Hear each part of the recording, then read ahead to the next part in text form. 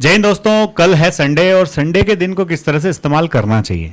आज हमारे साथ में है डिफेंस एग्जामिनेशन के expert Mahendra Yadav sir. Sir आपका सबसे पहले बहुत बहुत स्वागत है। थैंक यू सर, बहुत बहुत आप। सर आपके हिसाब से आप संडे को किस तरह से इस्तेमाल करते हैं सर, और क्या अप्रोच रहती है आपकी संडे के दिन? सो के लेट उठते हैं, त्यौहार की तरह मनाते हैं? नहीं, संडे के दिन सर मेरे जनरली सबसे पहले नींद खुलती है। ऐसा क्यों सर? संडे के दिन आपकी नींद जल्दी खुलने की क्या वजह है सर? कुछ जो पेंडिंग वर्क रहते हैं, एक तो सबसे पहले क्योंकि मेरे लिए पेंडिंग वर्क मेरे घर के तो रहते नहीं, मेरे बच्चों के जो वर्क हैं कोचिंग के, वो मेरे लिए सबसे पहली प्रायोरिटी रहती है, क्योंकि मैं 24 घंटे उनके सपनों के लिए जीता हूँ। तो सर मतलब ऐसा क्या क्या है, वो क्या इंस्पिरेशन हो, क्या मोटिवेशन है कि एकेडमी के बच्चे ही आपके लिए हमेशा उनके पीछे आप उनके लिए काम करने को हमेशा तत्पर रहते हैं? बच्चे का जो सिलेक्शन है, सिलेक्शन के बाद सर जब बच्चा आता है और बोलता है थैंक यू सर, आपकी ब्लेसिंग, आपके आशीर्वाद से मुकाम हासिल कर लिया, तो वो जो वर्ड है उसमें मतलब इतनी एनर्जी है कि शायद हो सकता है, हम लोग ज्योग्राफी वाले बोलते हैं कि जब ब्रह्मांड की उत्पत्ति हुई है कि सिंगुलेटरी में एक्सप्लोजन हुआ होगा, और जब सारे गैलेक्सीज बनेंगे तो शायद एक टीचर के लिए वो एक सिंगुलेटरी एक्सप्लोजन है। वो बहुत मोटिवेट करता है कि नहीं, अब अगली बार जो और दोगुनी मेहनत करना है, अगली बार और बच्चों की, क्योंकि एक परिवार नहीं, कम से कम वो एक पीढ़ी जो है ना, उसके लिए मान लीजिए सफलता वो मिलती है। कितने तो एक लोग, पीढ़ी नहीं हो तो 3 पीढ़ियों को ट्रांसफॉर्म करके चले जाता है। तो आपको नहीं लगता ऐसा कि मतलब 6 दिन काम किया है, थक गए हैं, संडे को रेस्ट करना चाहिए? आजकल लोगों ने एक बड़ा टर्म जो है बना लिया, वर्कोहॉलिक नहीं होना है। आपको नहीं लगता है सब? नहीं, मैं जब बहुत सारे सफल लोगों को सुनता हूँ तो देखता हूँ कि जब आपने क्या किया है, आपके काम को जब आपने आत्मसात कर लिया है, जब आप उसको जीने लगते हो, तो आपके लिए हॉलीडे और क्या मजे, आप उस काम में मजे लेते हो, अब वो काम ही आपके लिए जो एंटरटेनमेंट हो जाता है। काम ही मजा, मतलब काम ही मोटिवेशन। तो सपोज मान लीजिए कोई स्टूडेंट है, तो मैं वो स्टूडेंट को बोलता हूँ कि आपके लिए संडे क्या है, आपके लिए आपका संडे जो है, आप आपका फेवरेट सब्जेक्ट उठा लीजिए। मान लीजिए ऐसा लग रहा है मैंने कि मेरा सपोज मैथ्स कमजोर है और मैथ्स 4 घंटे से मैं लगा रहा हूँ, और मैथ्स 4 घंटे लगाने का मुझे ऐसा लग रहा है कि नहीं, मुझे कुछ चाहिए एंटरटेनमेंट के लिए, तो मैं उठा लूँ ना, करंट अफेयर उठा लूँगा, कोई एडिटोरियल पेज पढ़ डालूंगा, तो मेरा काम भी हो गया, मेरा एंटरटेनमेंट भी हो गया। तो महेंद्र यादव हमेशा पढ़ने लिखने की बात क्यों करते हैं? कभी घूमने फिरने की इच्छा नहीं होती? घूमने फिरने की इच्छा होती है, बट क्योंकि डिफेंस एक्सपीरियंस हमारे साथ में रहते हैं, अभी सितंबर टारगेट निकला है बच्चों के लिए, नया टारगेट अब हमारे लिए सेट हो चुका है, एसएसबी, बट फिर भी हम लोग थोड़ा बहुत टाइम चुरा करके, मतलब बहुत ज़्यादा तो नहीं दे पाते हैं, लेकिन बच्चों को हाँ थोड़ा बहुत समय। तो जैसे अभी जो स्टूडेंट हैं अप्रैल अटेम्प्ट के लिए तैयारी कर रहे हैं, अप्रैल 25 के लिए, उनको क्या सजेशन है आपका? उनके लिए सजेशन, बेटा आपके लिए टाइम सफिशिएंट है, आप कोई भी चीज़ छोड़ो मत। देखो, मैं मानता हूँ कि हर एक व्यक्ति की आप अपनी अलग अलग स्ट्रेटजी होती है, बट क्योंकि आपके पास जब सफिशिएंट टाइम है तो क्या छोड़ना और क्या पकड़ना, सबको ही पकड़ना।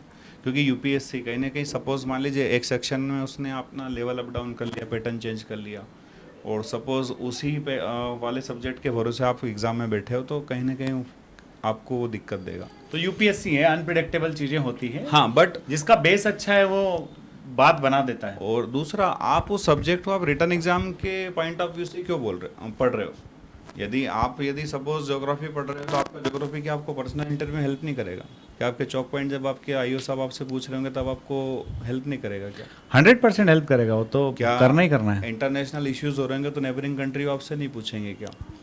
आप सपोज इस जगह से आ रहे हो, उस जगह का ज्योग्राफिकल लोकेशन आपको नहीं पता है, तो आप करंट अफेयर की आपकी अंडरस्टैंडिंग कितनी अच्छी हो जाएगी? आप उन सारी चीज़ों के साथ जियोगे। फिर कुल मिला के महेंद्र सर का यह कहना है कि काम करो और मस्त रहो। काम करो, उस काम को है ना, मतलब ये मान लो कि बस, हाँ बस। आप मेरे को छुट्टी नहीं देते हो, इसकी क्या वजह है सर? आप ये बताओ, आप जितना आप 10 घंटे काम करते हो तो मेरे को 10 घंटे घींच लेते हो, नहीं, मतलब इसके पीछे क्या वजह है सर?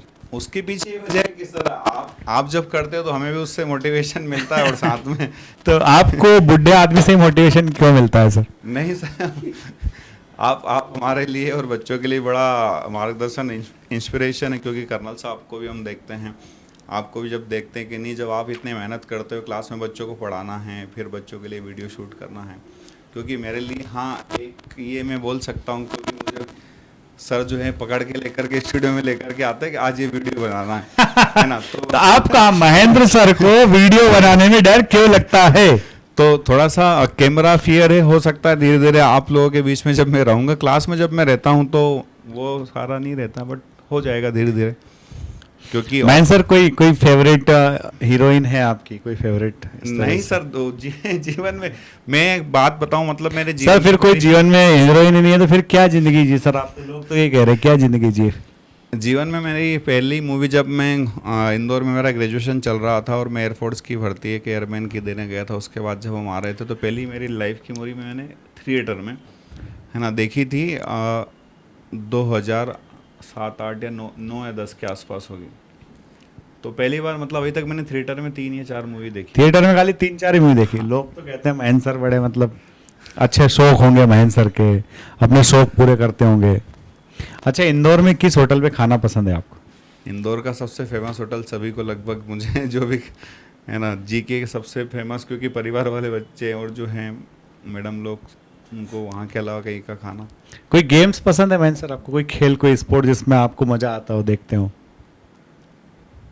स्पोर्ट्स में बहुत ज़्यादा नहीं, पर हाँ मतलब गेम्स में बच्चे कबड्डी वगैरह जो खेलते हैं, खो खो खेलते हैं, क्योंकि उसमें बचपन में रुचि भी रही है, तो बस वही।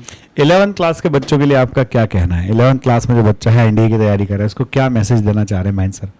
उसको ये मैसेज, देखो सबसे पहले तो आप क्या करो, एक गेम, क्योंकि वो गेम, अब गेम इसलिए मैं बोल रहा हूँ क्योंकि आपके लिए अभी थोड़ा बहुत टाइम, यदि जो बच्चा भी 11th क्लास जस्ट अपेयरिंग है तो 1-8 घंटे वो अपना उसके लिए टाइम यूज़ कर सकता है, ताकि एक तो बच्चों के साथ थोड़ा सोशल वो एडाप्टिलिटी सीख जाएगा, अदरवाइज बच्चा बहुत कैजुअल रहता है। और दूसरा, बच्चा जो यदि 11th क्लास अपेयरिंग है अभी से पढ़ेगा। अच्छा महेंद्र सर हमेशा इतने सीरियस क्यों रहते हैं? अभी भी जैसे एक फ्रैंक टॉक चल रही है, नॉर्मली खुद के जीवन पे आधारित बातें पूछ रहा हूँ मैं, फिर भी महेंद्र सर इतने सीरियस क्यों हैं? What is the reason behind this seriousness? नहीं, अब वो सर बचपन से रही, क्योंकि मतलब संयुक्त परिवार में रहे हैं और दादाजी और पिताजी का मतलब हमेशा, मतलब जो एक माहौल रहता है पारिवारिक अनुशासन को लेकर, अनुशासन को लेकर, तो शायद वो जीवन में है। तो वो अनुशासन तो शायद हमने भी जिया होगा, उसी घर में से हम भी निकले हैं। नहीं तो हमने भी तो वही सारी चीजें सीखी जो आपने सीखी, फिर आप हमेशा 24 घंटे इतने सीरियस, इतने कंसर्न रहते हैं। नहीं, अब वो पता नहीं क्यों, क्योंकि हाँ मुझे बोला जाता है, मतलब सीनियर लोगों के द्वारा भी, कर्नल साहब के द्वारा भी बोला जाता है, कमांडर साहब के द्वारा बोला जाता है कि नहीं, आप हमेशा चीज़ों को लेकर के बहुत चिंतित रहते हो, कॉन्शियस रहते, ओवर कॉन्शियस रहते हो। हाँ, वो शायद है मेरे अंदर। वो चिंता करने से, जो जितना चीजों के अंदर घुसता है, जितना चिंता करने लगता है तो आ ही जाता है। हाँ, हाँ। तो दोस्तों ये था महेंद्र सर के जीवन के कुछ छोटे मोटे पहलू। अगले संडे को फिर मिलेंगे, महेंद्र सर से बात करेंगे किस तरह से आप अपने आप को मोटिवेटेड रख सकते हैं, प्रेरित रख सकते हैं और अपने लक्ष्य को हासिल करने के लिए आगे बढ़ते रह सकते हैं। महेंद्र सर बहुत बहुत धन्यवाद। Thank you sir. Thank you sir. जय हिंद बच्चों।